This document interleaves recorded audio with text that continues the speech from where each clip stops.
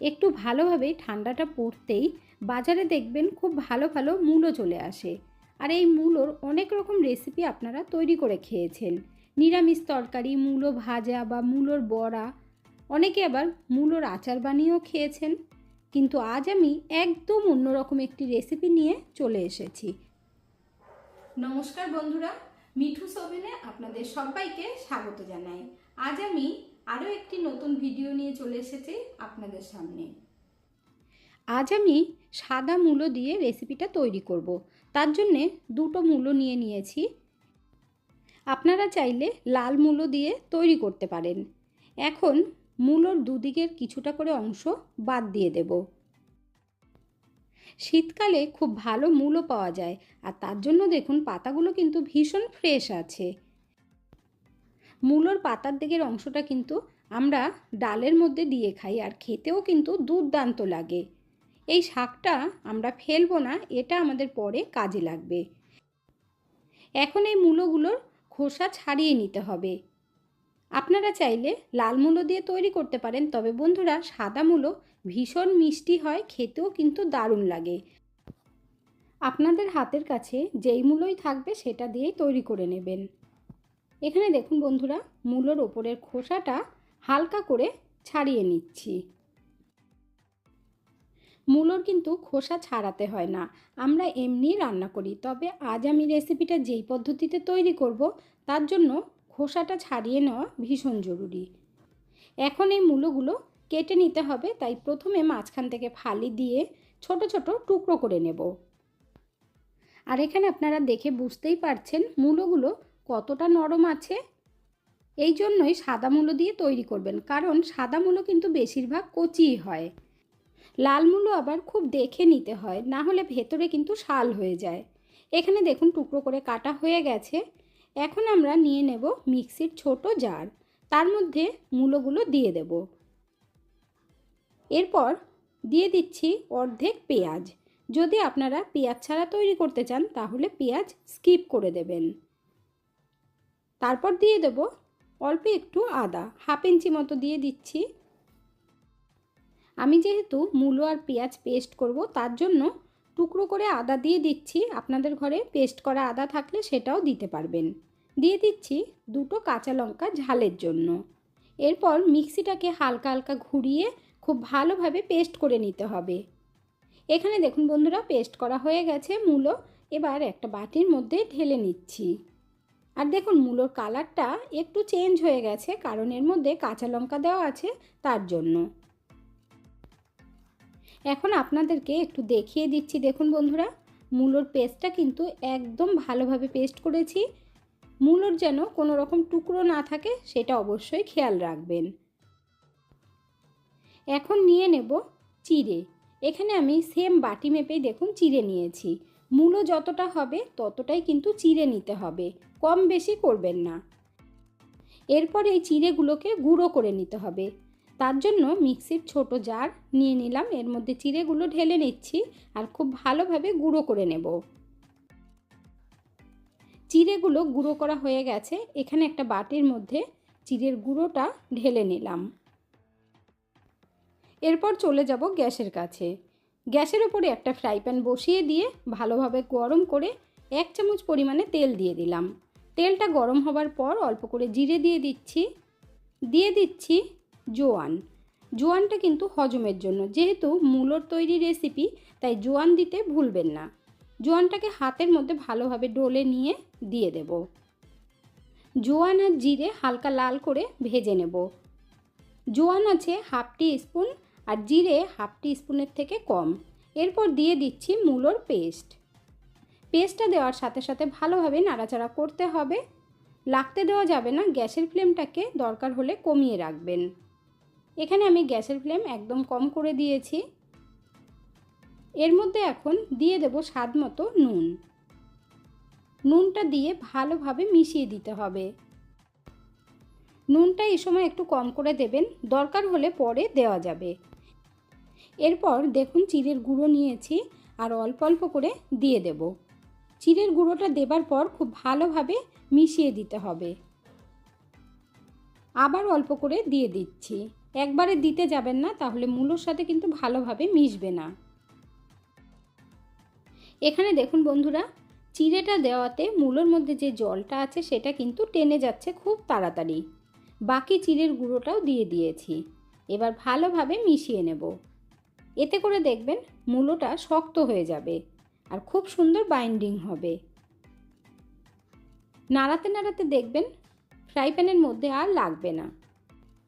যারা নিরামিষ খেতে পছন্দ করেন তারা কিন্তু পেঁয়াজটা বাদ দিয়ে দেবেন। মূলোর খোসা যেহেতু আমরা ছাড়িয়ে দিয়েছি, তার জন্য দেখুন কত সুন্দর সফট হয়ে গেছে। ফ্রাই প্যানের মধ্যে আর লাগছে না, তাই গ্যাসটা বন্ধ করে দিয়েছি। এখন আমরা নাবিয়ে নেব। এখন এই মূলোটা আমরা একটা বাটির মধ্যে নাবিয়ে নিচ্ছি আর একটু ছড়িয়ে দেব, তাহলে খুব তাড়াতাড়ি ঠান্ডা হয়ে যাবে। আর এটা কিন্তু একদম ভালোভাবেই ঠান্ডা করতে হবে। মূলোটা ঠান্ডা হতে হতে আমরা বাকি কাজটা করে নেব। এখানে দেখুন বন্ধুরা, মূলোর শাক আমি রেখে দিয়েছি। এখন ডাঁটার থেকে শাকটাকে ভালোভাবে ছাড়িয়ে নিতে হবে। এই শাকের গন্ধটা কিন্তু ভীষণ ভালো লাগে। আর এই শাকটা কেন আমরা দেব সেইটাও আপনাদেরকে একটু পরে বলে দেব। এইভাবে পুরো পাতাটাই আমি ডাঁটার থেকে ছাড়িয়ে নেব। তারপর ভালোভাবে ধুয়ে নিতে হবে। এখানে দেখুন বন্ধুরা, মূলোর পাতাগুলো আমি আলাদা করে নিয়েছি। এরপর ভালোভাবে ধুয়ে নিলাম। এখন এই মূলো শাকগুলোকে আমরা কেটে নেব। আমি এখানে মূলো শাকগুলো একটা কাঁচি দিয়ে কেটে নেব। আপনারা চাইলে বটি দিয়েও কুচিয়ে নিতে পারেন। মূলোর শাকের বদলে আপনারা চাইলে কিন্তু ধনেপাতা দিতে পারেন। তবে এটা যেহেতু মূলোর রেসিপি, তাই পাতাটাও আমরা কাজে লাগিয়ে দেবো। আর এতে করে কিন্তু বিশাল টেস্টি হবে। আপনারা না তৈরি করলে কিন্তু বন্ধুরা বুঝতেই পারবেন না। আজকের এই রেসিপিটা যদি আপনাদের ভালো লেগে থাকে তাহলে আমার চ্যানেলটিকে অবশ্যই সাবস্ক্রাইব করবেন, পাশে থাকা বেল আইকনটি দাবিয়ে দেবেন, সবার সাথে শেয়ার করবেন আর একটা লাইক করতে ভুলবেন না কিন্তু। এখানে যেহেতু সাদা মূলো নিয়েছি, তাই পাতাগুলো কিন্তু একটুও তিতো লাগবে না। লাল মূলোর পাতা হলে আবার নুন মাখিয়ে নিতে হতো। এখানে দেখুন বন্ধুরা, মূলোটা খুব ভালোভাবে ঠান্ডা হয়ে গেছে। এখন এর মধ্যে বাইন্ডিংয়ের জন্য দিয়ে দেবো একটা আলু। আলুটা আগে থেকে সিদ্ধ করে রেখেছিলাম, তারপর গ্রেট করে দেব। গ্রেট করে দিলে আলুটা কিন্তু ভালোভাবে মিশে যাবে। আর আলু দিলে খুব সুন্দর সফট হবে, খেতে আরও বেশি ভালো লাগে।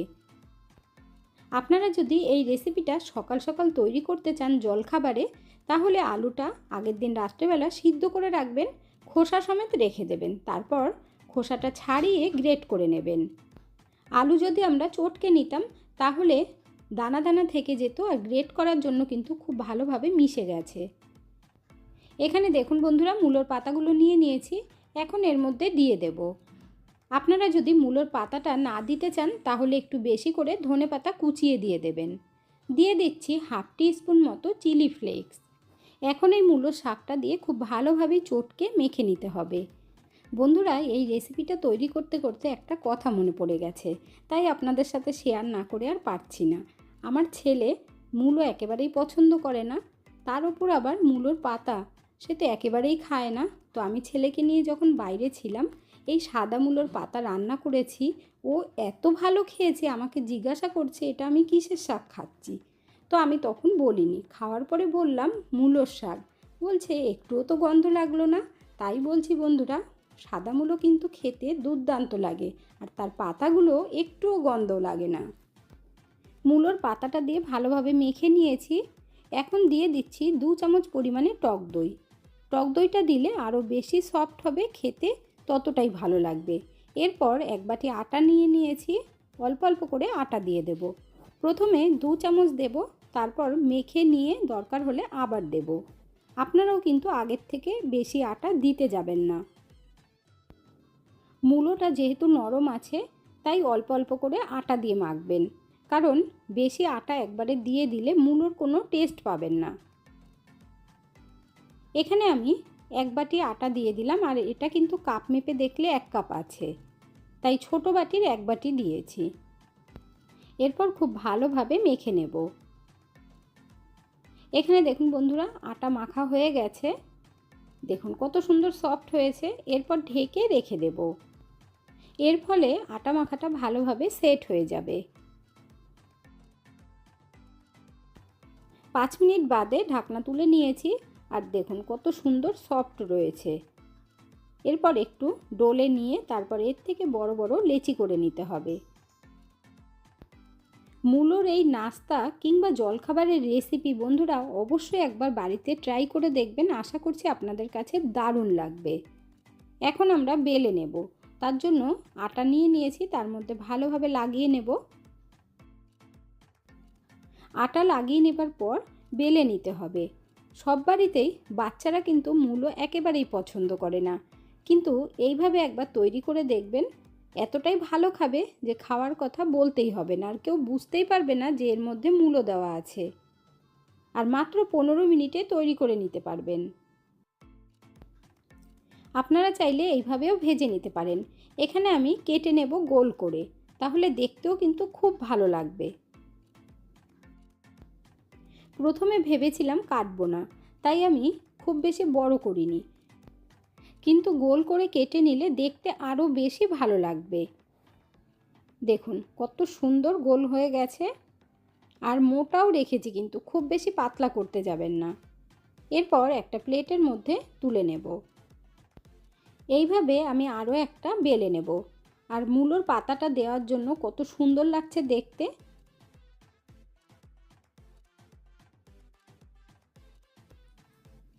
এখানে দেখুন বন্ধুরা, আরও একটা বেলা হয়ে গেছে, আর এটা কিন্তু বড় করে বেলেছি। এরপর কেটে নেব। এইভাবে আপনারা বড় করে বেলে কেটে নেবেন। আর কতটা মোটা রেখেছি সেটাও আপনাদেরকে দেখিয়ে দিচ্ছি। এক্সট্রা আটাটা রেখে দিলাম। এখন আপনাদেরকে দেখিয়ে দিচ্ছি কতটা মোটা করেছি। পরোটার থেকে কিন্তু মোটা আছে। সবসময় একঘেয়ে রুটি সবজি খেতে কিন্তু কারোরই ভালো লাগে না, তাই এইভাবে একবার তৈরি করে দেখবেন, খুব ভালো লাগবে। এখন আমরা ভেজে নেব। এই নাস্তাগুলো ভাজার জন্য ফ্রাই প্যান বসিয়ে দিয়েছি, আর ভালোভাবে গরম হওয়ার পর দিয়ে দিচ্ছি। গ্যাসের ফ্লেমটাকে লো টু মিডিয়াম আঁচে রেখে ভাজবেন। দেখুন উল্টে দিলাম এক সাইড, উল্টে পাল্টে ভালোভাবে ভেজে নেব। আরেকটা কথা বলে দিচ্ছি বন্ধুরা, আপনারা যদি আলু দিতে না চান তো আলুটা বাদ দিয়ে করবেন, তাতেও ভালো লাগবে। অনেকেই আছেন আলু খেতে চান না, তাদের জন্য বলে দিলাম। এখানে দেখুন উল্টে পাল্টে প্রথমে ভেজে নিতে হবে এইভাবে, তারপর অল্প করে তেল দিয়ে দুই সাইডটাই ভেজে নেব। আপনারা যখন কোথাও ঘুরতে যাবেন, সফর করবেন, কি নিয়ে যাবেন সাথে টিফিন, তাই এইভাবে তৈরি করে নেবেন। দেখবেন 2 দিন পর্যন্ত রেখে খেতে পারবেন, কারণ ভীষণ সফট হয়, একটুও কিন্তু শক্ত হবে না। আপনারা যদি তেল ছাড়া খেতে চান, এমনিও কিন্তু ভেজে খেতে পারবেন, তেল দেওয়ার দরকার পড়বে না।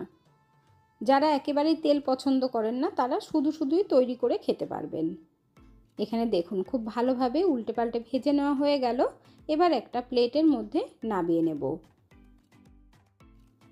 আর এইভাবে বানিয়ে নিলে না তো এর সাথে কোনো রকম সবজি লাগবে, না কোনো কিছু লাগবে, শুধুই খেতে পারবেন। সাথে একটু শুধু সস নিয়ে নেবেন।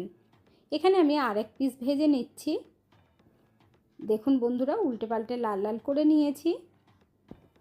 এবার গরম গরম সার্ভ করে নেব। বাকিগুলো আমি পরে ভাজবো। এখানে টমেটো সসের সাথে সার্ভ করে নিয়েছি, আর কতটা সফট হয়েছে সেটাও আপনাদেরকে দেখিয়ে দিচ্ছি।